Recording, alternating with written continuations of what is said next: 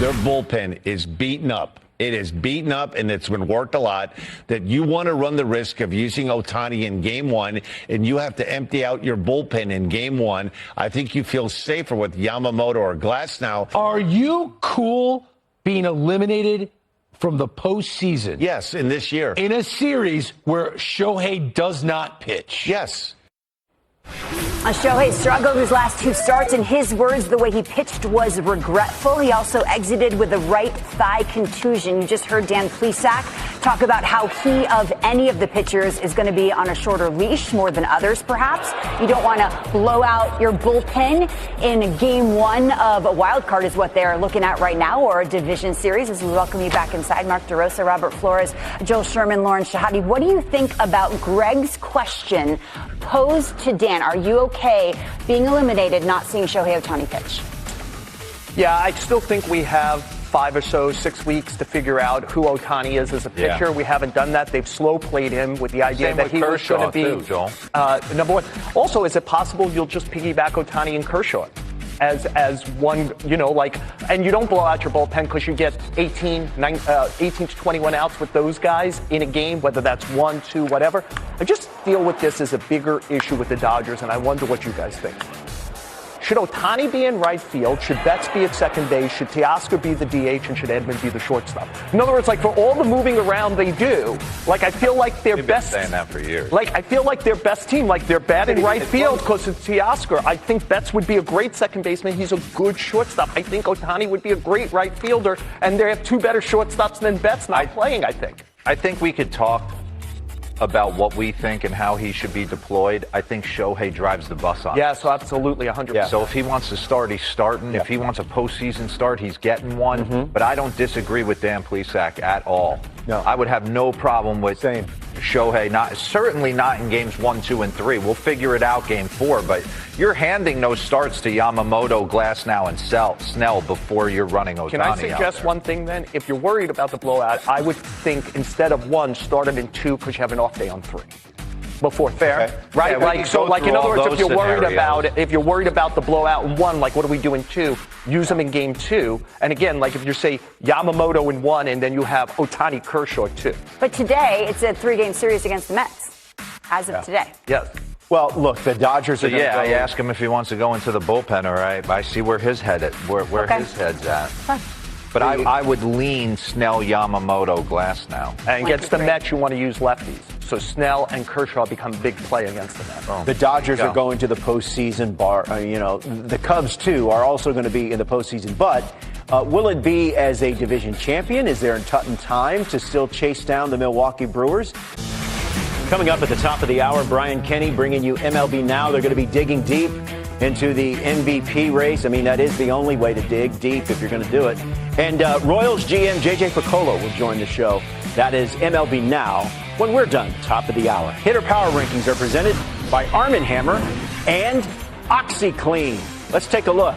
Shohei Ohtani is number 1. Kyle Schwarber is number 2. And look who's inside the top 5.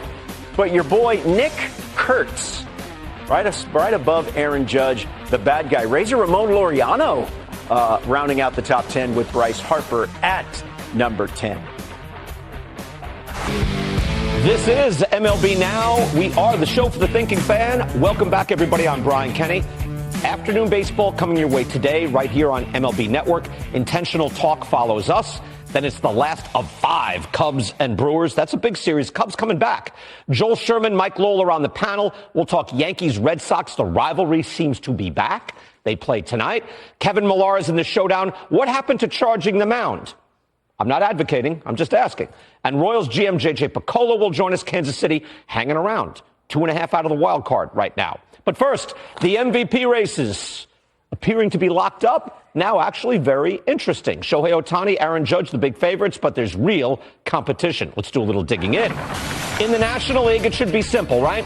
But it's not. Shohei Ohtani is the league leader still in weighted runs created plus, that's overall hitting, and volume stats like total bases, runs created, that's very important, and in clutch stats like win probability added. You would figure that this and his pitching should be enough, but his pitching, by the way, is now below league average. And remember, he's a DH. He has no defensive value. So let's start here, right? Hitting, you're probably thinking, Kyle Schwarber is challenging. Here's Ohtani versus Kyle Schwarber. DH versus DH, right? Weighted runs created plus. All right, it's Ohtani. RE24, I know it looks complicated. That's run expectancy. How do you affect the run scoring for your club? It's Ohtani. It's pretty clear. WPA is win probability added. It's Ohtani. It's clear. Schwarber can close this gap in the last 6 weeks. There's a lot of time, but let's be fair, that's a gap. But there are other contenders. Keep in mind, over the last few years, even while the voting sports writer says that he hates WAR, wins above replacement has been the thing that has gotten MVPs the votes. It's gotten very WAR-centric. Now, that's not the worst thing ever. Following WAR is better than going by RBIs, which is how it used to work. But what do you do here? Look at I think this is fascinating. Number one, PCA, Pete Crow Armstrong, over 6. But superior fielding, that's getting that number. It's a sub 300 on base. Worst chase rate in the league. Pitcher, Ohtani, pitcher. All right? Pitching volume these days? No. Then Tatis, Horner, Soto, no. Geraldo Perdomo is having an excellent season. Not quite close. Will Smith is a good candidate. He's at a 4.2 below here. Schwarber's at 4. So if you go by WAR, it's a guy powered by his defensive metrics at number 1. Then you have Ohtani, and you have a bunch of starting pitchers. And I'm sorry, starting pitchers are not throwing enough innings these days to warrant an MVP. The 1930s, yes. Now, no. All right, right now I've got Ohtani. To the American League. It's a legit two-man race, and it's far from over. Cal Raleigh bouncing back after a cold spell. We're going to use Fangraphs WAR since that uses pitch framing for catchers. I'm not going rogue. This is what we do on Top 10 right now, our player ranking show for catcher. We switch WAR calculations from Baseball Reference to Fangraphs. We feel it's a better evaluation for catchers. Now, here it's close. You see, 7.5 to 7.1. Judge has the lead. WAR is an approximation. Don't get too hung up on a few tenths of a percentage point. And hitting alone, Judge has about 100 points in slugging over Cal Raleigh. But, as I just showed you, there are other ways of measuring offense. Objectively, I usually go here. How do you affect your run scoring? That's RE24, run expectancy. Judge, 54 about to 41. That's wide. How do you affect your team's chances of winning? That's win probability added. And here, it is razor close, and Raleigh has a tiny lead, hundredths of a point. Both are at 3.7, essentially. Raleigh, you want to round up? Fine. That's close. And that's hitting alone. If Cal Raleigh is affecting winning for his team at the same level of Aaron Judge while also catching and being a good defensive catcher, then we have a whole new vote. It's possible. This is interesting. I'm not calling it yet. I'm calling this too close to call. Let us know what you think. And I want to know this specifically. I know, again, we've cultivated an intelligent audience here. How much does WAR impact your choice from MVP? I know we're getting kind of specific, but I know over the people who watch this show, they're looking at the WAR leaders, and I wonder how much it impacts your thinking. Joel Sherman is here, voting sports writer. I meant no disrespect. No. Of course, Mike Lowell is here, too. All right, your overall thoughts on what you saw. I thought the WAR leaders in the National League were so surprising, but let's start with Judge and Raleigh. Where are you? Well, for me, I don't think it's as close as people think. I think we're getting a little bit of the Michael Jordan treatment, that Judge is putting together these incredible seasons, and we're looking at the guy who's doing something special in his own right, which Cal Raleigh is. Mm-hmm. And we're saying, well, he's deserving of MVP, kind of like Karl Malone and Charles Barkley when they had special seasons for their skill set. Right. I look at it and I said, okay, let's take another position. Matt Chapman, elite defender. No one's going to argue that. He's kind of a WAR darling when it comes to, using the defense. Do you know the gap in OPS and OPS plus between Matt Chapman and Cal Raleigh is less than the gap between Aaron Judge and Cal Raleigh? Mm-hmm. Right. So I said, no offense to Matt Chapman, but no one's considering him for anything MVP-wise. Mm-hmm. I said, that gap is so huge that I can't, it doesn't trump me saying that it's close to be taken away from Aaron Judge. I would figure if anybody's going to go for Cal Raleigh, a catcher, and there's lots of things happening there that are difficult to quantify, it would be a player. But no, you like Judge still. Where are you? I'm just so jealous that Michael not only made a basketball analogy, That's right. But he made one I really like about the Jordan thing where we're looking. And yet, Mike, I do feel this is close because I think that catching has never been tougher. Catcher used to get a singular game plan. Hey, we're going to go up and away against this team. You got to remember 9 guys now. Catching the kind of velocity and movement, never been harder than it is. And he's one of the best at it. Judge is a very good right fielder who's been DHing, was on the injured list and been DHing for a while. Raleigh even has, I think, 14 stolen bases, if you'd like to add another thing. T-Mobile Park's a very difficult park to hit a home run in, one of the toughest. He's got 47. He's done well at home. Yeah, it's like there are these little things where you tell me it's a catcher doing it. I think the answer is Judge. But I think this is a very, very close race. And if you'd like to know, the WAR thing doesn't mean much to me. Okay. No, I believe you on that. National League WAR, I thought it was because it's a mess, right? And I love the defensive metrics. I've been a champion of the defensive metrics. It's better than just going by the eye test. But PCA is number 1 in the league at this point with a 300 on base. I don't know about that. Then you have all these pitchers in your top 10. Where are you there? Yeah, I think this is a bit of a mess because usually Ohtani wins this easy. Yeah. Because it's the pitching and the hitting, but I'm not sure that the pitching is good enough, and does it detract at all from the hitting? In which case he does. I saw your essay, obviously. I do think it's a little closer to Schwarber than we let on because there's something mystical and magical almost about Schwarber. It's hard to explain. No, I'm with you. When he does it, there's this thing. I think he's the leader right now. You know the guy I have an eye on? I have an eye on Trey Turner. He's playing as well on defense as he's ever played. He brings great speed and great hitting, great power. And, but I'm not even sure, is he the MVP of the team over Schwarber? Like, I don't know how to do this race because it's hard. You hit it. Right. Like, I give Pete Crow-Armstrong all the defense and all the speed. Am I going to vote for somebody number 1 with a 297 on base percentage? Yeah, that's what I have a problem with. It's hard. So I think I keep defaulting to Ohtani because it's hard to me. It's the Michael Jordan thing. I'm looking for a reason for it not to be Ohtani again. And I think the answer is Ohtani. It's funny because Ohtani, if they just opened him, we're going to get to this, but you would say this guy's leading in everything offensively, and he's relieving too. He's a relief pitcher. It'd be like, all right, we're done, right? Like, what else do we need here? Yeah, and end of conversation. But I find it interesting what Joel says because I like the Schwarber thing, and there's something. It seems like his home runs are impactful. They're game-changing. Yeah. And I don't want to take anything away from Cal Raleigh on the American League side because I think he's doing things so historical from the catching perspective that it will garnish some votes. You can't go back to that. You already ruled him. Oh, no, he's out. But I'm understanding. The momentum. Can we go back to that full screen, please? They threw up the full screen. I want to bring this up and bring it up to Joel. Joel, how much? Because I've had lots of sports writers say to me, "Oh, what is this? A war award now?" And look, I think it's a good place to start. But are your brethren too closely related to war now with MVP voting? Yeah, I've said this before. I'll take on a bunch of them now when I say it. I think that there's a bunch of wimpy voters who are afraid of being criticized on social media. And the people who are going to criticize them on social media are the people who are going to go, this guy has this war and this guy has this war and you voted for him? Are you even watching? Right, yeah. And I'm always like, you're out of date. You're a dinosaur. So I think the war thing, like you put up a list of the National League war. Like who was in it? Like Soto Nico Horner's in it. Yeah, like Soto.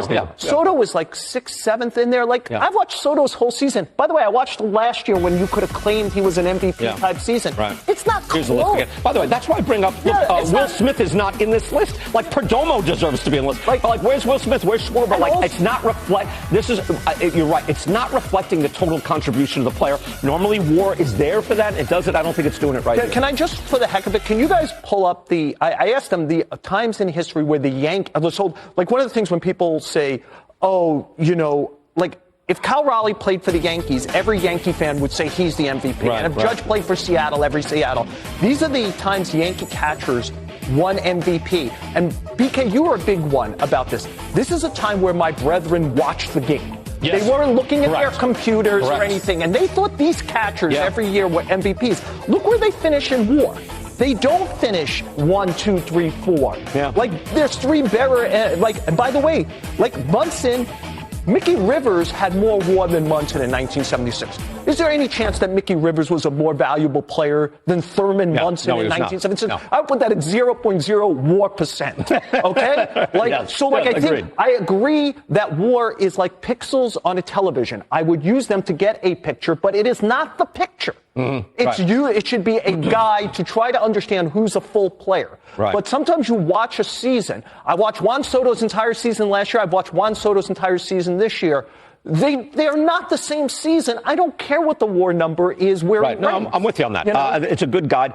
Also, again, when I did for my book years ago, when I looked at the study, I expected to find bad MVP votes all through the years, and you're right. That was my conclusion. I'm glad you remembered that. Through the 30s, 40s, 50s, and 60s, when the sports writers who were voting were at every single game, they pretty much nailed the MVP. They pretty much nailed it. Like, here's the thing: is we've done this lying eyes thing so much. Don't trust your eyes. Right. You know, like you go with the data. And I'm like, I don't know. I've watched a lot of baseball. I'm going to trust my eyes. Yeah. To a certain extent, right. Yeah. Your inner computer is telling you something. All right, meantime, speaking of Shohei Ohtani, the Dodgers keep flying the guy a little close to the sun. Get it? The wings were melting last night, Mike. Now, again, I said I'm being sarcastic, but as soon as I heard, Ohtani's making his first career start at Coors tonight, I thought, oh no, like that's a bad idea. And he's getting today off. Mike, I'm saying he should have gotten yesterday off. He goes 4 1/3, 5 runs, 9 hits, hit by a line drive. They keep stretching him out. And I said this a month ago. I thought the Dodgers stumbled upon the perfect solution because the guy wants to pitch and they were bringing him back for 1 inning or 2 innings. I'm like, make him an opener. Let him scratch that itch, be a pitcher. Because, by the way, he's very good for 1 or 2 innings. He's great. He's hitting 100. It's not like he's still injured.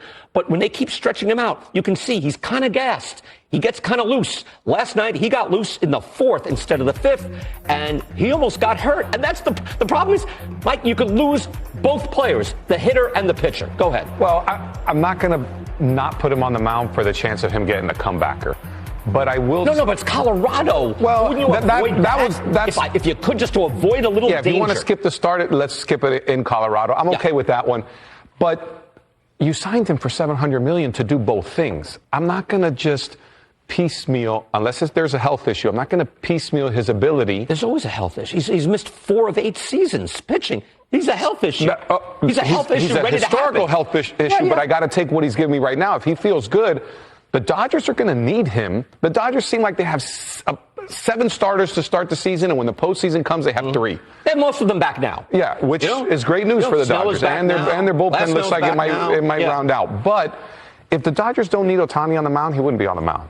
He's on the mound because they're going to need his contribution. I think it's a global issue, as Joel Sherman would say. I think there's the contract, there's the expectations, there's his own will to pitch and hit. And those are real factors. And I think, yes, they are not, but I think you have to do what is best for the club and also to not throw the golden goose into the oven.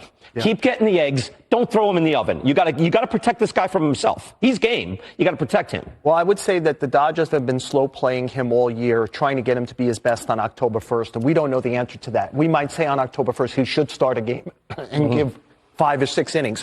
Excuse me. I just look at the Dodgers every night, though, and I just wonder, shouldn't Ohtani be in right field? Teoscar Hernandez should be the DH. Betts should be at second base. Yeah. Edmund should be at shortstop. Yeah. Like for a team that moves around a lot of players, like I watch a lot of bad defense with the Dodgers and just wonder, like do they have to abide and accommodate this? Betts wants to play shortstop, so he's playing shortstop. Ohtani wants to pitch and DH. Yeah. I'm like, well, what's the best defensive team? Yeah. What's the best Dodger team? Teoscar Hernandez should be a DH. Yeah. No, you're absolutely right. My yesterday's essay, the one day you didn't work with me, was Mookie Betts shouldn't be at short. I feel like I'm picking on the Dodgers, who are, they probably will win the World Series again. And the Dodgers are the model organization. But that's why it's a little more mystifying to see, I don't know if it's egos involved, superstars involved, but, they're not playing their best team. All right, we'll take a short break. When we come back, Kevin Millar is here at Showdown Time, and as we like to say on this program, he is a burr in his saddle. All right, Kev, I say, I like that. A bee in your bonnet, a burr in your saddle. I'm saying last night, Shohei Ohtani, Coors Field, I would have avoided that nonsense. I think last night, he is gassed as of the 4th or 5th inning. He gets loose, as they say in racing. He loses at that. He's good for 1 or 2. For whatever reason, this year, he's throwing 100, but they keep trying to stretch him out and be a traditional 1890s starter. It ain't happening. It ain't happening now. Yes, it will. And he got roughed up. Oh, maybe next year. No, not happening now. Trust me. You have to get him stretched out. Location, location, location. The arm feels good. He's throwing 100 miles an hour. You give him a hiccup at Coors Field. Listen, Ryan Dempster, we had him on the conference call talking about how miserable it is to pitch at Coors Field. I've never pitched. I've hit there. I understand it. It's a hiccup. But I'm telling you right now, Shohei was paid almost $1 billion to do both. Not to hit just 50, 60 home runs, to do both. He's healthy. He's okay to say he's healthy, and it's okay for the Dodgers to stretch him out as a first-place club, because you know as well as I do, we could sit here and nitpick the Dodgers all we want. Trust me, if you had to bet your life on it when the Dodgers are playing the postseason, you're not betting against them. I promise you that. No, I don't know about that. They're a little loose. They're a little weird. You know, Betts shouldn't be at shortstop, but he wants to be there. Ohtani shouldn't be a traditional starter, but he wants to be. So there's a little bit of superstar ego, something that's happening here where they're a little loose. Now, they're the model organization, Kev. They average 105 wins a season. I am critiquing them, but I'm saying you have the golden goose. Take the eggs and stop throwing the guy near the oven. If he gets hurt, you lose the best offensive player in the league. You can't risk that. That's everybody.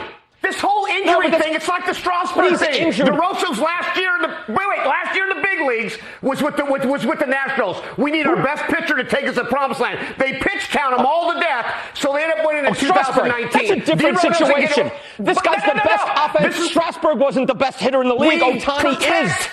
Injury. Why? You're going to get injured. You're going to get injured. I promise you. Everybody's blown out because it's max effort. Kevin, in one of Ohtani's MVP seasons, he missed all of September. So he not only hurt his arm, he hurt his hip, too. So he was gone for the whole month. Now, the Angels didn't make the playoffs, so we didn't miss him in the playoffs. What happens if he gets injured? You lose the offensive guy and the pitching guy at the same time. He's still one human body, and it gets hurt. He's missed 4 of 8 seasons pitching. 4 of 8. But you could take a swing and blow out your oblique, too, and then Mookie Betts could hit 450. They have 2 MVPs. They have 3 MVPs in their lineup. And then Will Smith, who might be the best player in the big leagues this year. He might be. You got guys picking each other up. I pay you. I want you on the field as much as you can. Mike Trout got $500 million. Then we don't want him to steal bases to get hurt. So now the complete player, run! Run till you get hurt, hit homers till you get hurt, and throw fastballs till you get hurt. Back to you, BK. Next topic. He's lost 4 of 8 years pitching. 4 of 8. So you could lose all of him. When he went next level offensively, that's when I said we've got to protect the offensive monster. He was the #1 base runner in the game last year, Kev. Now he's not because he's pitching. They have enough pitching, and if you need him to pitch, let him pitch innings 1 or 2. Don't dismiss a shutout first inning. That's valuable. And then get him off his feet and get him hitting. One question to you. Yeah. One question to you. Did you pay him $750 million to be a DH? You can't let. By the way, you've deferred most of that money. You're paying him what are you paying him? $2 million. Actually, that's going to be future hedge fund money. Let the next hedge fund pay his salary because he's being paid 20 years from now. You paid him to do both, and we saw the strikeout in the World Baseball Classic against Mike Trout. Yeah. He's dominating on both sides, not just one. And in the WBC, he pitched 1 inning. Let him pitch 1-2 innings, and then get him off his feet and save this monstrous offensive player.